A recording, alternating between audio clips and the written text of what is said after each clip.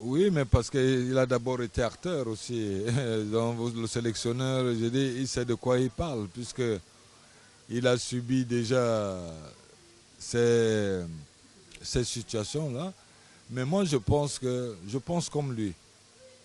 Au contraire, ça ne subit pas, ça va encore galvaniser et les joueurs vont se remettre en question pour se dire que tu ne peux pas être tenant du titre et sortir en première compétition à la phase préliminaire. Ça va être impossible. Il y a d'abord, je pense que maintenant, il faudrait voir le deuxième match aujourd'hui. Vous verrez que je pense qu'il joue cet après-midi.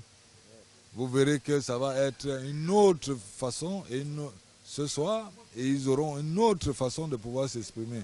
Je pense qu'il le faut aussi parce que quand on est resté, on est champion. Peut-être que on peut perdre certaines lucidités en croyant que tout est permis, mais il faut peut-être un acte comme ça qui les ramène à la raison et les fait comprendre que oui, vous avez le titre, mais vous devez faire encore plus.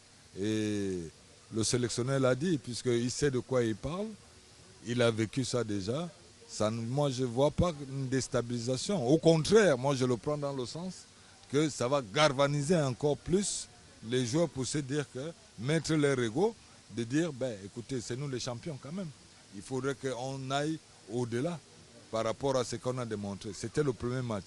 Aujourd'hui, voyons le deuxième match et vous verrez bien que je suis persuadé que, je parle en technicien, hein, persuadé que les joueurs se mettent en question.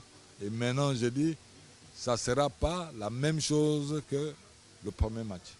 Vigo, vous avez été champion d'Afrique en 2000.